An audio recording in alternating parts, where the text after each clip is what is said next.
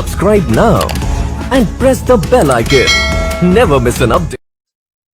Hello नमस्कार, welcome to Mahindras. आप सभी लोगों का स्वागत है आज के इस एसपी टेस्ट डिस्कशन में, जहां पे हम एसटी नंबर 42A का डिस्कशन करने वाले हैं और सब्जेक्ट है रीजनिंग। आइए चलिए करते हैं, लेकिन उस स्टार्ट करने के पहले मैं आप सभी लोगों से बोलूंगा, आप में से बहुत सारे ऐसे लोग होंगे जिन्होंने स्मॉक टेस्ट को ऑलरेडी कर लिया होगा, और कई सारे ऐसे भी हो सकते हैं जिन्होंने स्मॉक टेस्ट को अभी तक सॉल्व नहीं किया होगा। तो जिन लोगों ने पहले ही कर रखा है ना, वो लोग सीधे क्वेश्चन पे आएंगे, आप क्वेश्चन का एक्सप्लेनेशन देखेंगे, दैट्स इट। जो लोग पहली बार देख रहे हैं, तो मैं आपके सामने क्वेश्चन आपको दिखाऊंगा, आप स्वयं से इसको कोशिश करिएगा बनाने की और यकीनन बन जाएगा। चलिए स्टार्ट करते हैं। पहला सवाल आपके सामने ये रहा। ओके, तो सीरीज से रिलेटेड क्वेश्चन है, what should come at the place of question mark in the following series based on the above arrangement. दिए गए अरेंजमेंट के अनुसार इनमें से कौन सा जो है वो क्वेश्चन मार्क की जगह पे आएगा। ठीक है, कौन सा क्वेश्चन मार्क की जगह पे आना है ये बोलना है आपको।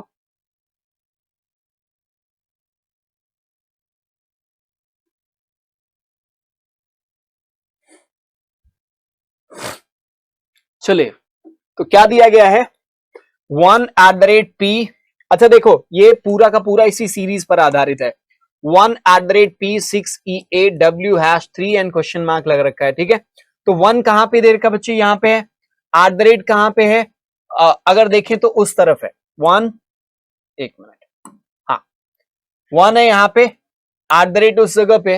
अब अगर आप देखें तो 1 किसी और जगह पे दिया नहीं गया, ये इस जगह पे है। @ यहां से राइट साइड से 4th एलिमेंट है, और फिर p के बारे में जिक्र है, और p कहां है, 1 के बगल में है। अगला देखो 6EA, 6 कहां है और a, 6 और a एक साथ उठाया, e किधर से, राइट हैंड साइड से, पहले चौथा, पांचवा, छठा, सातवां, आठवां एलिमेंट पिक किया गया, 4 के अंतर पे। A#W, अब देखो यहां से 1 2 3 4, अगला चौथा हैश इस्तेमाल किया गया है, और क्या क्या है, W और 3, यहां पे W है और 3 है। तो आप देखो ये दो का छोड़ के, फिर 2, फिर अगले 2 को छोड़ के ये 2, अगली बार अगले 2 को छोड़ के B और I होना चाहिए, यानी B आगे, I बिल्कुल लास्ट में। और अब लास्ट वाला जो सिंबल था हैश, हैश से 4 एलिमेंट इधर चलते हैं, 1 2 3 और 4। ठीक है, 4 एलिमेंट इधर चले आए, तो हमें कौन सा मिल रहा है, 4 मिल रहा है, यानी बीच में क्या आना चाहिए, B4I, that is to be the correct answer. एक बढ़िया सवाल इसको बोलेंगे, राइट आंसर बनेगा B4I which is given in option number 2, so that's the correct one. Next question पे आते हैं। अगला प्रश्न आपके सामने है, ये रहा स्क्रीन पे, ध्यान दीजिएगा। कहता है यदि सभी सिंबल्स को ड्रॉप कर दिया जाए, यानी जितने भी सिंबल्स दिए गए ना, इन सिंबल्स को काउंट ना किया जाए दिए गए अरेंजमेंट में, which of the following will be the 4th to the right of 11th from right. दाएं से 11वें के दाएं चौथा, तो दाएं से 11 में से 4 माइनस करेंगे, कितना आएगा, 7 आएगा। राइट साइड से 7th एलिमेंट काउंट करना है और सिंबल्स को ड्रॉप कर देना है। तो 1 2 3 4 5 6 7, दैट इज व्हाट ई, और वो किस विकल्प में है, ऑप्शन नंबर 3 में दिया हुआ है, इसके लिए वो हमारा सही उत्तर होना चाहिए। अगले प्रश्न की तरफ चलते हैं। ये रहा अगला सवाल, question number 3। 4 of the following 5 are alike in a certain way with the reference of their position in the above arrangement।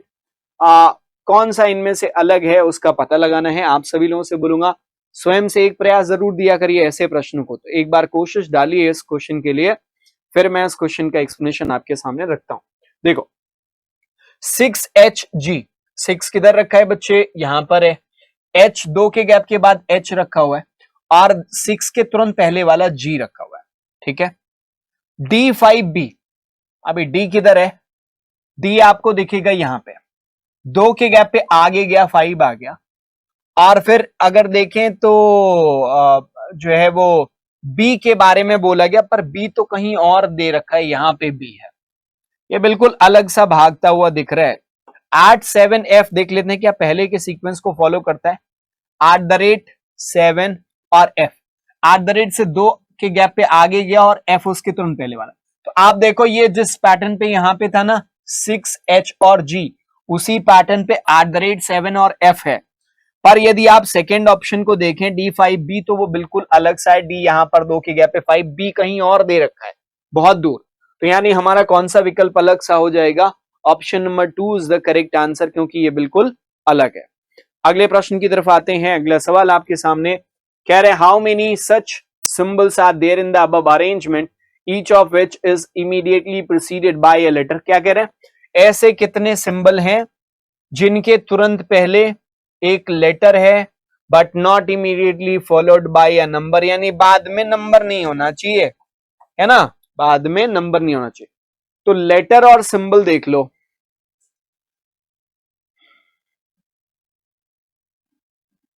कोशिश करिए इसके लिए।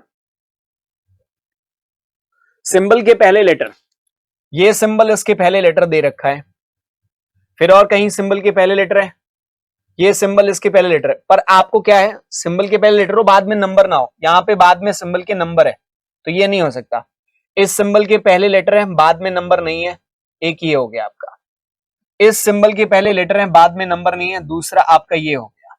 ठीक है, तीसरा सिंबल ये, उसके पहले क्या लेटर है, नहीं है। अगला सिंबल उसके पहले लेटर है, बाद में क्या नंबर है, नहीं है। तो ये 3 मिल गए आपको। राइट आंसर हमारा क्या बनेगा? 3, यानी option number 4 is to be the correct answer. चौथा विकल्प सही उत्तर के रूप में होगा। अगले प्रश्न पे आते हैं, ये रहा। Which of the following is exactly in the middle of the 6th from left end and 7th from right end? दाएं से 7वां और बाएं से छठे के बिल्कुल मध्य में इनमें से कौन सा है? गिनना ही है, सिंपल सी बात है। ठीक, तो गिनना है तो गिनिए और उत्तर बताइए इनमें से कौन सा होगा।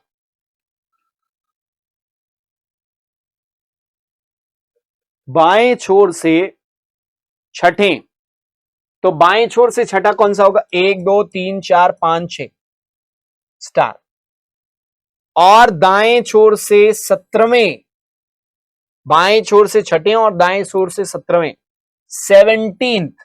ओके, तो 17वां देख लेते हैं दाएं छोर से। 1 2 3 4 5 6 7 8 9 10 11 12 13 14 15 16 17। इनके बिल्कुल मध्य में कौन सा होगा? 4 ही हो गए, 4 ही हो गए। बिल्कुल मध्य में कौन सा आ रहा है? 1 आ रहा है। हमारा राइट आंसर क्या होना चाहिए? 1। It is option number 5। बढ़िया सीरीज थी, अच्छे सवाल अच्छे थे हमारे ख्याल से सीरीज से रिलेटेड। चलो कुछ क्वेश्चंस हैं इनइक्वालिटी के, तो एक सवाल आपके सामने, मुश्किल से 30 सेकंड लीजिए और इस प्रश्न का उत्तर करने का प्रयास करिए। 15 सेकंड, 30 ज्यादा हो जाता है ना इनइक्वालिटी जैसे सवाल के लिए, तो 5 10 15 ऐसे ही।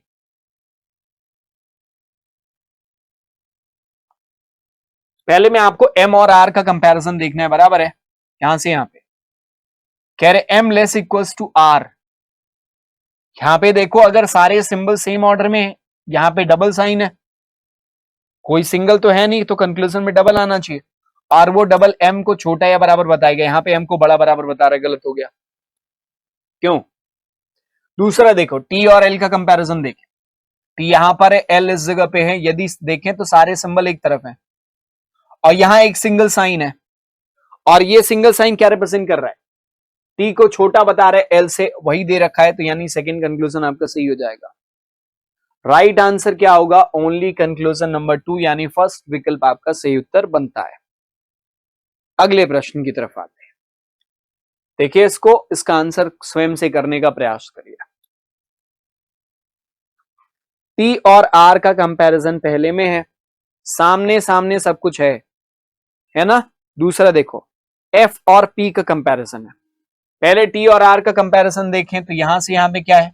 साइन एक तरफ है, पहली जो चीज चेक करनी चाहिए। दूसरा ये टी की तरफ खुला हुआ, यानी टी को बड़ा बता रहा है। टी ग्रेटर, यहां टी लेस देन आर लिखा हुआ, गलत हो गया। एफ पी को कंपेयर करिए जी, एफ और पी को कंपेयर करेंगे भैया, आर और पी बराबर है, तो एफ ग्रेटर देन पी आना चाहिए, जबकि एफ लेस देन पी लिखा हुआ, ये भी गलत हो गया।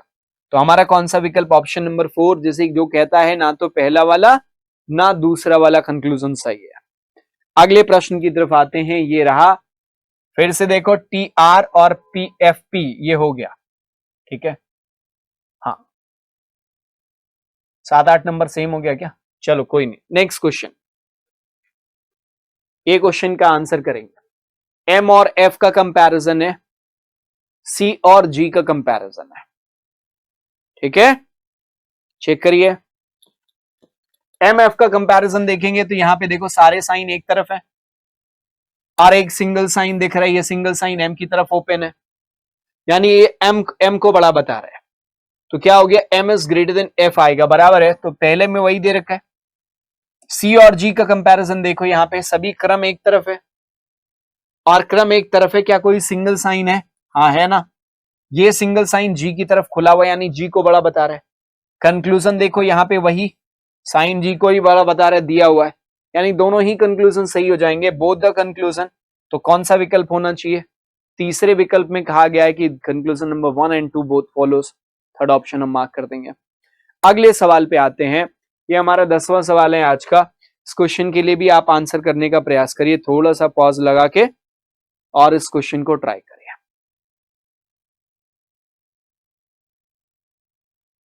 ठीक है,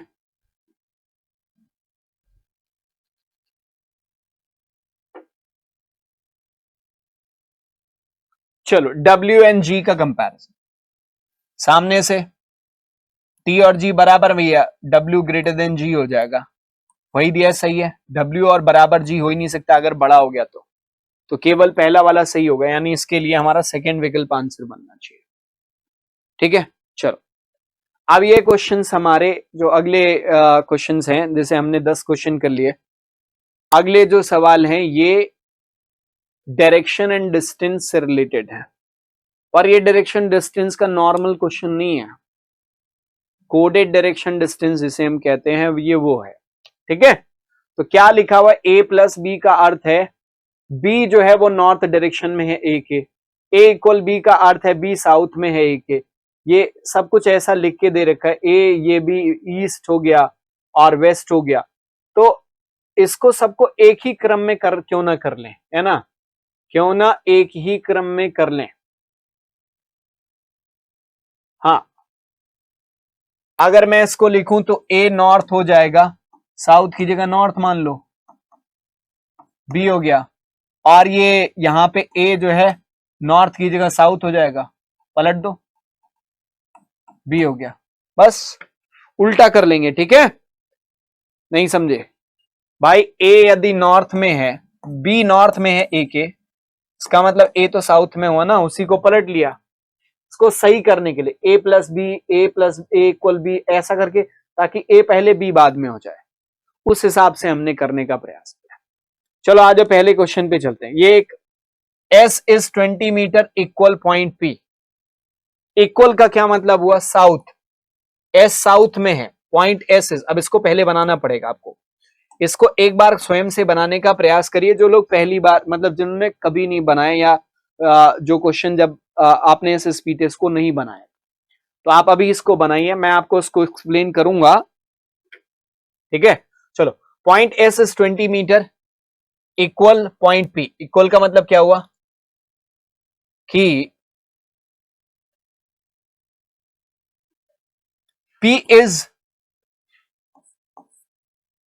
साउथ ऑफ कितना, 20 metre, P is 20 metre south of S, यही तो मतलब हुआ इसका। अगर नहीं चेंज करना चाहते तो ऐसे नॉर्मली चेक करके लिखो बस, point Q is 15 metre equal R, Q के लिए क्या लिखा हुआ है, Q is 15 metre equals to R. ठीक है, आर बनानी है, क्यू बनानी छोड़ो अभी, point U is 15 metre plus point V छोड़ो अभी, वी बनाए क्या, नहीं बनाया, फिर पॉइंट टी इज 20 मीटर, ये वाला sign point V, U 16 metre, ये वाला साइन क्यू छोड़ो, आर इज 30 मीटर, पॉइंट यहां से लिंक कर रहा है, आर इज 30 मीटर और ये वाला साइन यानी ईस्ट, तो आर जो है वो पूरब दिशा में आएगा, किससे, पी से, पी से पूरब दिशा में आर आएगा, और 30 ये 30 हो जाएगा। मैं थोड़ा सा यहां बनाता हूं, और एस पी और ये आर, ये 30 है, ये 20 है, अब एक बार बना लिया तो फिर आंसर आराम से हो जाएगा।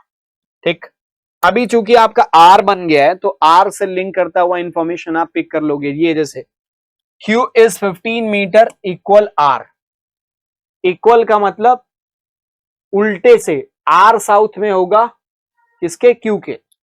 आर साउथ में है Q के कितनी दूरी पर, डिस्टेंस 15।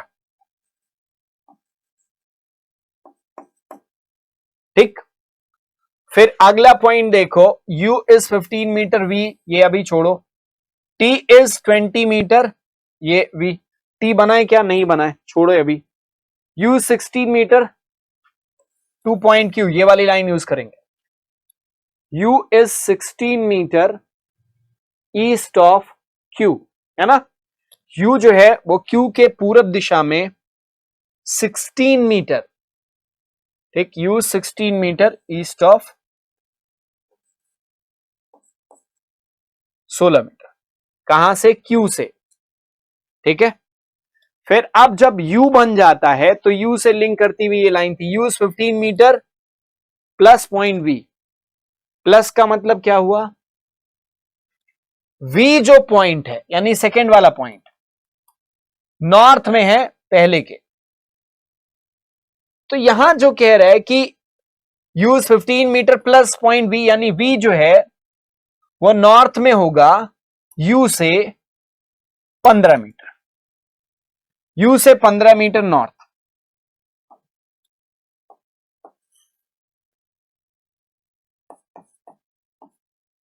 कौन सा पॉइंट है, V पॉइंट है।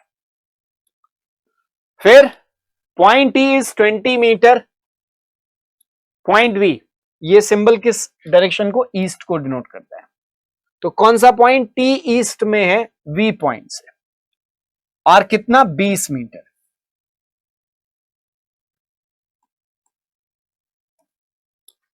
ठीक, हो गए सारे पॉइंट।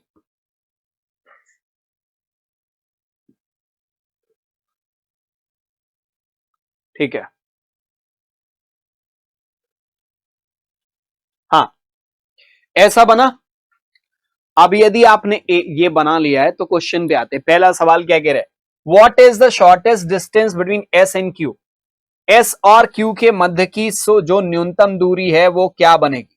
तो देखो ये थोड़ा सा नीचे होगा, ये 15 Q और R, तो यहां से 15 और 5 20, तो S और इस पॉइंट के बीच में ये ऐसे 5 आएगा, और ये वाली डिस्टेंस उठा लो, यहां की डिस्टेंस कितनी हो जाएगी इनके बीच में, 30, तो 30 का वर्ग करेंगे 900 हो जाएगा, और 5 कर लो भैया, इनमें 5 एकन्नम 5 और छंग 30 है ना, तो 5 रूट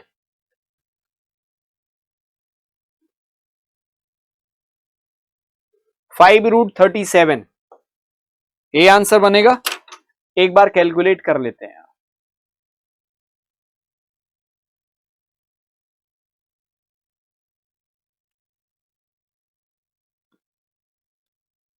30 का बनेगा 900 और 25, 925,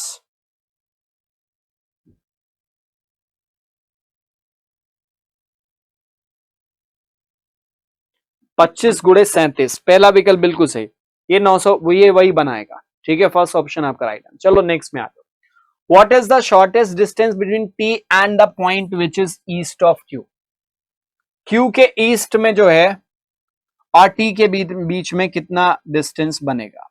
तो Q के ईस्ट में U है, ये मत समझिए S ईस्ट में, S नॉर्थ ईस्ट में, तो U से T का डिस्टेंस आपको बताना है। इधर 20 है, इधर 15 है, पक्की बात इधर 25 बनेगा, 5 3 15, 5 चौक 20, 5 25, ये कितना आएगा 25 आएगा। यानी हमारा आंसर इस क्वेश्चन के लिए क्या होना चाहिए, 25 मीटर, ऑप्शन 1 करेक्ट आंसर बनेगा।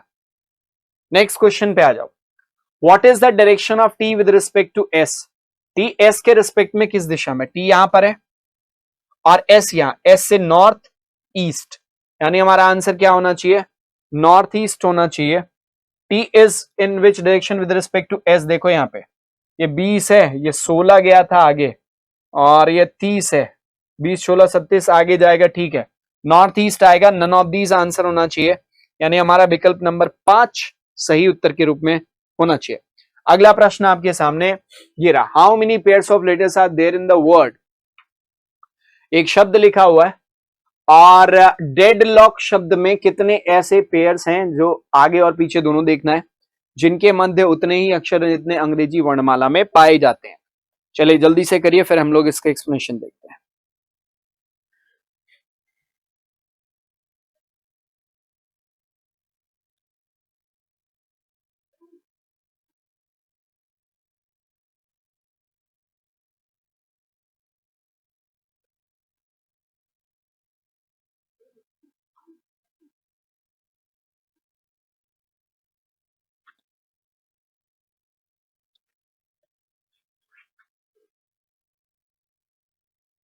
चलो, क्या है शब्द डेडलॉक।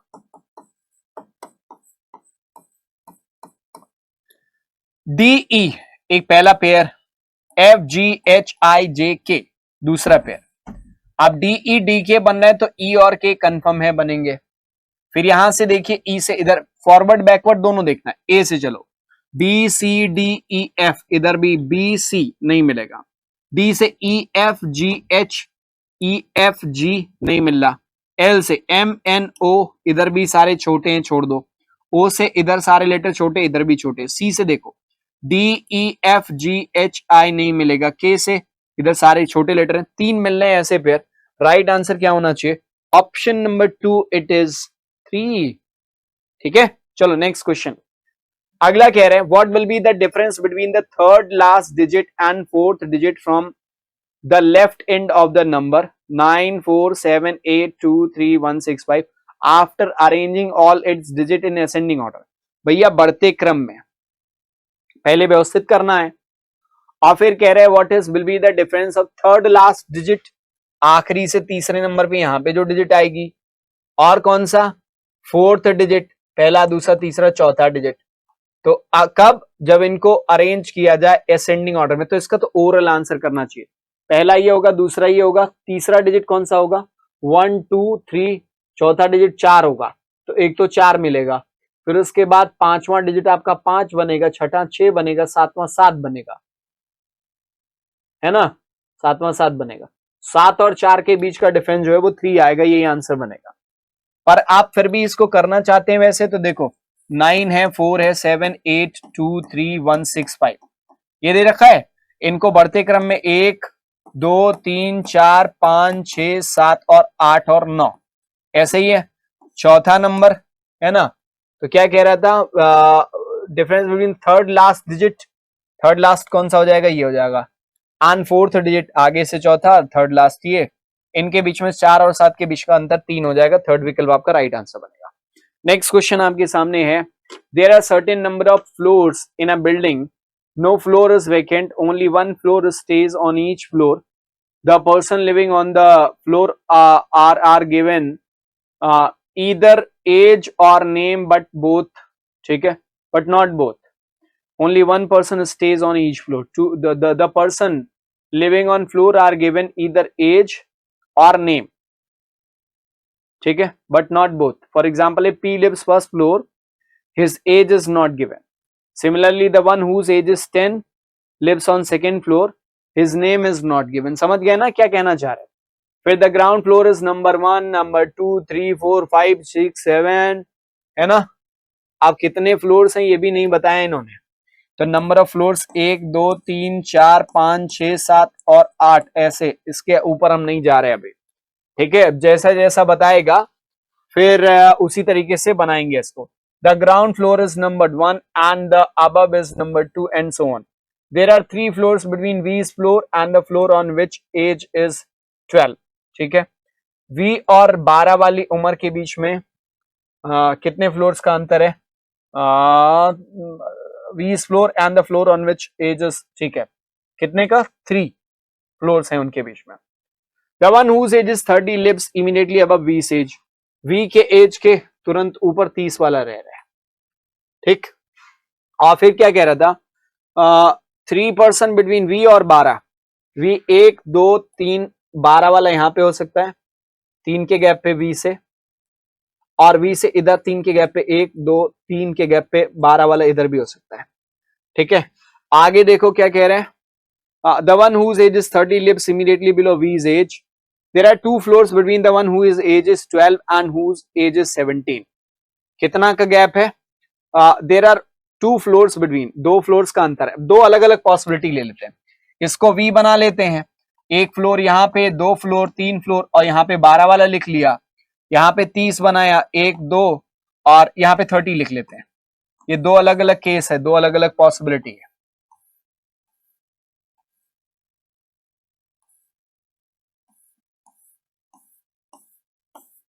हाँ, तो क्या किया, V 30 12 ठीक है, इतना हमने बना लिया। फिर क्या कह रहे हैं, there are 2 floors between the floor on 12 और 17, 12 और 17 वाले के बीच में 2, तो 12 1 2 का गैप करके 17 यहां पे हो सकता है, 1 2 का गैप करके 17 यहां पे भी हो सकता है। ठीक है, इसमें देखो 12 1 2 का गैप करके 17 ऊपर हो सकता है, 1 2 का गैप, 17 नीचे नहीं बनेगा, यहाँ 17 वाला ऊपर ही बनेगा, 2 का गैप करके 17 यहां पे बनेगा इस वाले केस में। ठीक है, फिर क्या कहते, the one whose age is 70 lives above जेड्स फ्लोर, 17 वाला जेड के ऊपर, तो यहाँ पे 17 वाला जेड के ऊपर हो जाएगा। यहाँ पे 17 वाला अगर देखें तो ये, तो या तो जेड इस जगह पर होगा या फिर ये जेड इस जगह पर होगा, जेड के तुरंत ऊपर 17 वाला रहेगा। ठीक है, फिर आगे देखो, the age of person who lives on the lower most floor is not given, जो सबसे नीचे रह रहा है उसका एज नहीं दिया गया है, तो यहाँ पे इसका मतलब उस पर्सन का नाम दिया गया है, तो जेड हो सकता है लोअर मोस्ट पे। ठीक है, X lives on the floor which is 3 floor above the floor of one whose age is 8, क्या कह रहे हैं, X lives on the floor which is 3 floor above, X 3 floor above रह रहा है 8 एज वाले से, 1 2 3, एक्स 3 फ्लोर अबव रह रहा है। The one whose age is 27 lives immediately below X floor, X के तुरंत नीचे 27 वाला रह रहा है।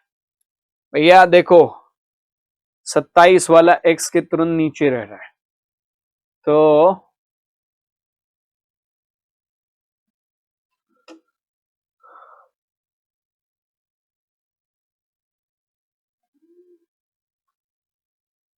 V's floor and the 3 floor between V and floor on which whose age is 12, V और 12 वाले के बीच में 3 फ्लोर का गैप है।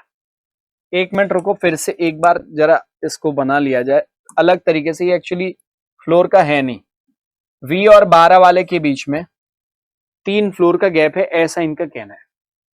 V इस फ्लोर, क्योंकि इन्होंने नंबरिंग कुछ तो किया नहीं यार, फर्जी, मतलब क्या बोले इसको, देखो the ground floor is 1 and the above number 2 so on, there are 3 floors between V's floor and the floor on which is 12 is lived, तो V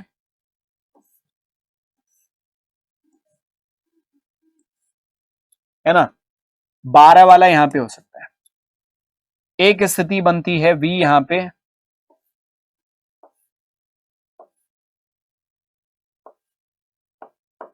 और 12 वाला यहां पे हो जाए। ठीक है, कोई और केस बनेगा तो देख लेंगे। ठीक,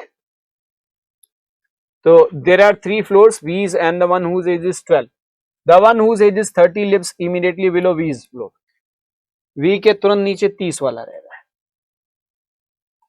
ठीक है, 30 वाला V के तुरंत नीचे रह रहा है। फिर कह रहे हैं there are 2 floors between the floor on which 12 and 17, 12 और 17 के बीच में 2 का गैप है।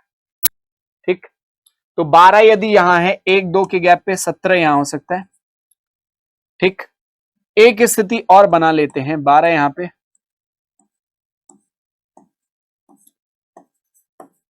और 1 2 का गैप करके 17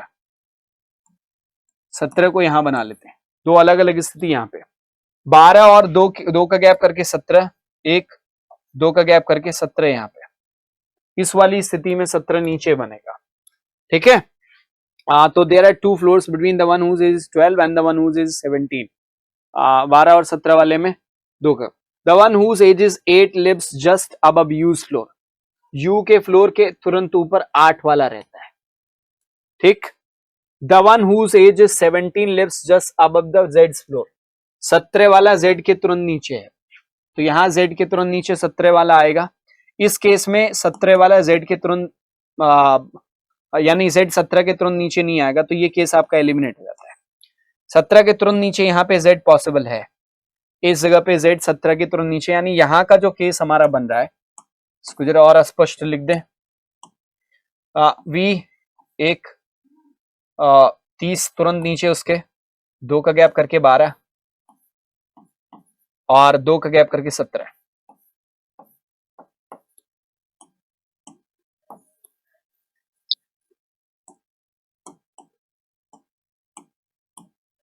ठीक है, तो the one whose age is 8 lives just above U's floor, 8 वाला यू के तुरंत नीचे है, 8 lives immediately above, okay, just lives U's floor above U, 8 वाला यू के तुरंत ऊपर है, ठीक है। अभी ये लाइन बाद में। One whose 17, the one whose 17 age just above जेड्स फ्लोर, 17 वाला जेड के तुरंत ऊपर है, तो जेड यहां पे हो जाएगा, ठीक। फिर कह रहे हैं कि the age of person who lives on lower most floor is not given, सबसे नीचे वाले की एज नहीं दी गई। X lives on the floor which is 3 floor above the floor on which whose age is 8 lives, 8 वाले के, तो 8 के तुरंत ऊपर यू रह रहा है, पहली बात। The age of the ones whose age is 8 lives just above U, U के तुरंत ऊपर 8 वाला है। और फिर यहाँ पे ये जो लाइन कह रहा है कि x lives on the floor which is 3 floor above the floor on which 8 lives, तो 1 2 और 3 फ्लोर, यहाँ पे कौन रह रहा है, x फ्लोर, x रह रहा है 8 से 3 ऊपर, ठीक है। The one whose age is 27 lives immediately below x floor, x के तुरंत नीचे 27 वाला रह रहा है, x के तुरंत नीचे कौन रह रहा है, 27 वाला रह रहा है। तो आपको चाहिए क्या, 27 वाला कहीं हमने इसके पहले बना रखा है क्या, नहीं बनाया, ठीक है। 27 वाला कहीं बनाना, x 27 दो एक साथ चाहिए, एक का गैप 8, ठीक है।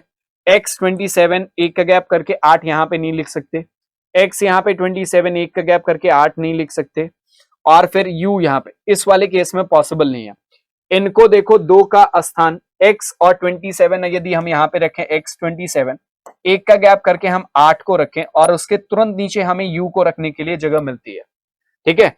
और एक बात आपको बोला गया, the one whose age is 27 lives immediately below X floor, और एक और चीज कही दी गई थी, जो ग्राउंड फ्लोर पे है उसका नंबर नहीं होगा। कहा गया,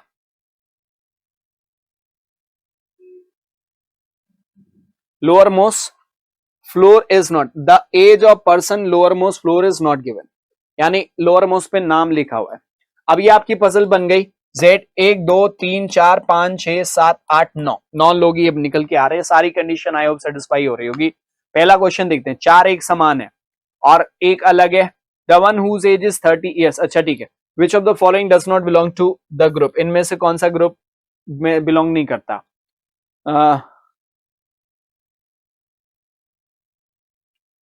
the one whose age is 30 year, the one whose age 27 30 27 8 12 17, 30 27 8 12 17, देख लो 30, अब इसको देखो 1 नंबर 2 नंबर 3 नंबर 4 नंबर 5 6 7 8 और 9, 30 27 8 12, 30 इवन नंबर पे, 7 27 इवन नंबर पे, 8 इवन नंबर पे, 12 जो है वो ऑड नंबर पे है ना, और 17 देखो इवन नंबर पे, 17 भी इवन नंबर पे, तो 12 एक ऑड नंबर पे आ रहा है, यानी हमारा कौन सा विकल्प होना चाहिए, फोर्थ ऑप्शन राइट आंसर बनेगा। How many floors are there between you and we, you और वी के बीच में नंबर ऑफ फ्लोर्स की बात करें तो कितना है, यू यहां पर और वी इस जगह पे 1 2 3 4 5, 5 का अंतर है, यानी 5 होना चाहिए, और इस कंडीशन में फिफ्थ ऑप्शन हमारा राइट आंसर बनेगा। नेक्स्ट क्वेश्चन देखो, what is the sum of the age of person living on the odd number floor, ठीक है। ऑड नंबर फ्लोर पे रहने वाले का एज का सम कितना होगा, तो ऑड पे रहने वाले देखो यहाँ पे 5 पे है, एक ऑड पे नंबर दे रखा है ना, और 7 पे नहीं है, 9 पे नहीं है, तो ऑड पे हमारे जो नंबर्स हैं वो केवल 5 नंबर दिख रहे हैं, 3 नंबर 2 नंबर 1 नंबर पे जेड है, 5 पे 12 ही है, यानी क्या आंसर होना चाहिए 12, नन ऑफ दीज इसके लिए राइट आंसर बनेगा। Next question, who among the following lives on the, फिर से देख लो, what is the sum of the age of the person living on the odd number floor, ठीक है, none. Who among the following lives 2 floors below the floor of V, V के floor से 2 floor नीचे कौन रहता है, तो we के फ्लोर से 2 फ्लोर, 1-2 फ्लोर नीचे एक्स रहता है, यानी हमारा आंसर इसके लिए क्या होना चाहिए, एक्स होना चाहिए, पहला विकल्प, ठीक है, that is the correct answer. Okay, next question, whose age is 70 years, 70 year रहने वाला कौन से फ्लोर पे है, 17 वाला सेकेंड फ्लोर पे आ रहा है, तो राइट आंसर क्या होना चाहिए, सेकेंड फ्लोर, यानी हमारा राइट आंसर ऑप्शन नंबर 3 होना चाहिए।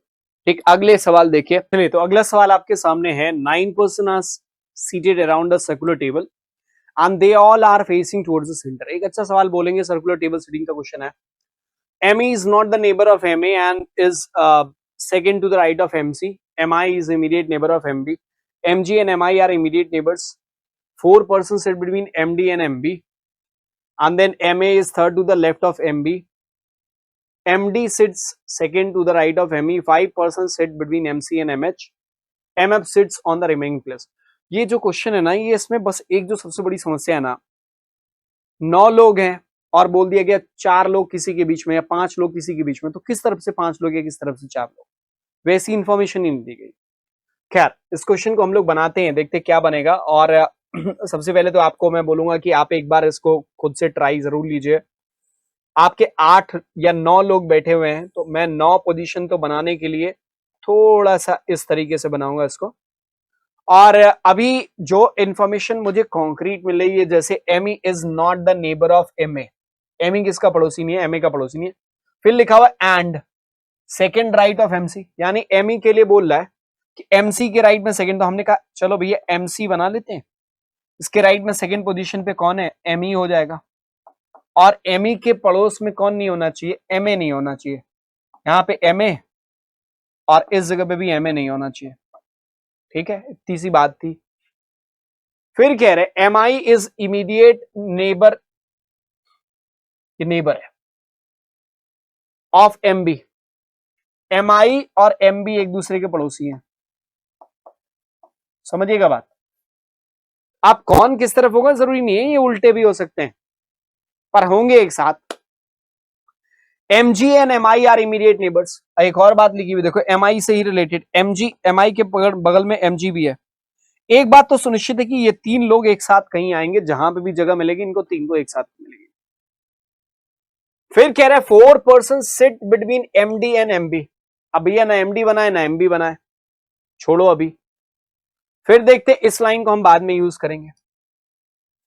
MA sit third left of MB, MB फिर नहीं बनाए, एमए उसके लेफ्ट में थर्ड पोजीशन पे, हम कहां लेके चले जाएं, छोड़ो अभी। फिर कह रहा है MD sit second to the right of ME. अब एमई बना है ना, तो इसके राइट में सेकंड पोजीशन पे, फर्स्ट सेकंड यहां पे कौन रहेगा, एमडी रहेगा। और जैसे ही एमडी बना ना, आप इस लाइन को ले सकते हो 4 person sit between MD and MB. अब एमडी यदि यहां है 1 2 3 4, इधर से 4 का गैप करके एमबी यहां तो बना नहीं पाओगे, इस तरफ से आ जाओ, 1 2 3 4 का गैप करके एमबी को आप यहां बना सकते हो। और जैसे ही आपने एमबी प्लेस किया, एमआई और एमजी उसके पड़ोस में आ जाएंगे। इधर तो एमबी के बगल में एमआई आएगा नहीं, एमआई अब आपको इधर ही रखना पड़ेगा, और एमआई यहां पे रखा तो एमजी को आपको यहां पे रखना पड़ेगा। मामला सेट है, ठीक है। 5 person sit between MC and MH, MC और एमएच के बीच में 5 लोग हैं। एमसी यहाँ पे 1 2 3 4 5, एमएच आपका यहीं बनेगा। इधर से संभव ही नहीं है, 1 2 3 4 5 का गैप करके एमएच इधर बना नहीं पाओगे। इधर से 1 2 3 4 5 का गैप करके एमएच आप इधर बना सकते हो। और फिर एक देखो, एमएफ सिट्स रिमेनिंग प्लेस, ठीक है। एक यहाँ पे जो व्यक्ति आएगा उसको ढूंढना है हमें, और MA sit third to the left of MB. MB यहां पर है, इसके लेफ्ट में third position, first second third यहां पे कौन रहेगा, एमए रहेगा। एक व्यक्ति बच रहा है एमएफ, और एमएफ को आप इस जगह पे प्लेस करेंगे। डन, इट इज बन गया। अब आते हैं इससे रिलेटेड क्वेश्चन देखते हैं। पहला सवाल आपके सामने कह रहा है who is the immediate neighbour of MI. MI का तत्काल पड़ोसी कौन है, तो एमआई का पड़ोसी एमबी और एमजी। वैसे ही क्वेश्चन में डायरेक्टली दिया हुआ था एमजी और एमबी, है ना, तो एमजी और एमबी यानी आपका सेकेंड एंड फोर्थ दोनों होना चाहिए। फिफ्थ विकल्प करेक्ट आंसर के रूप में हो जाएगा। ठीक है। हालांकि ये इन्फॉर्मेशन तो वैसे इन्फॉर्मेशन डायरेक्टली आपके क्वेश्चन में ही दिया होगा। Second, who among the following sits 4 to the left of MD. MD के बाएं चौथे स्थान पे कौन है? एमडी यहां पर है, इसके बाएं चौथा, पहला, दूसरा, तीसरा, चौथा कौन है? एमडी के बाएं चौथे स्थान पर एमसी आ रहा है, यानी हमारा आंसर क्या हो जाएगा?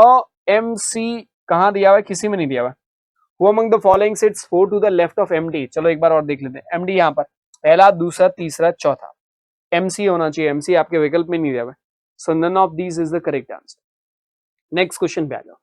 Who among the following sits second to the right of MF? MF के राइट में सेकंड पोजीशन पे कौन है? तो MF कहां पे बना है बच्चे? यहाँ पे। इसके राइट में सेकंड, फर्स्ट सेकंड कौन है? MH है, यानी हमारा आंसर क्या बनेगा?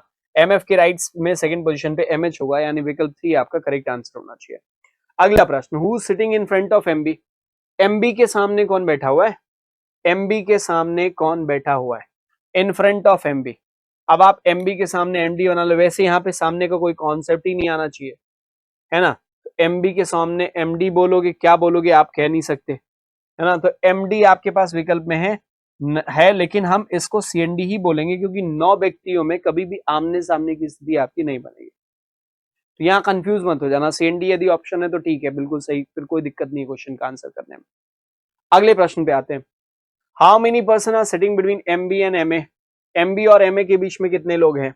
तो एमबी यहाँ पर है और एमए आपका यहाँ पर, इनके बीच में 1 2 इधर से हैं, 1 2 3 4 5 इधर से हैं। तो 5 या फिर 2, दोनों विकल्प आपका उत्तर होना चाहिए, डिपेंड करता है 5 या फिर 2। तो आपका 5वीं विकल्प में 1 दिया हुआ है, एक विकल्प में 2 दिया हुआ, तब आप क्या करोगे? 5वां विकल्प आप आंसर करोगे, सीएनडी। वैसे सीएनडी भी कहना सही नहीं है, डिटरमाइन हो रहा है, पर आपका यहाँ पे नन ऑफ दी, सीएनडी की जगह पे एक्चुअल जो ऑप्शन सही ऑप्शन होता वो नन ऑफ दीज होना चाहिए था। दोनों दिशाओं से उनकी स्थिति तो फिक्स है ना, अलग अलग दिशाओं से काउंट करने पर गणना फिक्स, गणना दोनों तरफ से फिक्स आ रही है, तो उसके लिए आप 2 भी बोल सकते हो, 5 भी, दोनों सही है। आपका आंसर होना चाहिए था किसी विकल्प में 2 and 5 बोथ, या फिर नन ऑफ दीज लिखा। तो कैन नॉट बी डिटरमाइन का मतलब स्थिति स्पष्ट ही नहीं है, पर खैर ठीक है, यहाँ पे आंसर हमें जो करना है वो 5वें विकल्प को ही आंसर के रूप में करना होगा। तो ये रहा तो आज का आपका speed test number 42A। I hope कि आप लोगों ने एंजॉय किया होगा। और दूसरी बात, मॉक टेस्ट लगातार देते रहिए, कभी भी स्किप मत करिए। जितना ज्यादा प्रैक्टिस करेंगे, मॉक टेस्ट देंगे, स्पीड टेस्ट देंगे, आपकी प्रिपरेशन उतनी ज्यादा बेहतर होती चली जाएगी।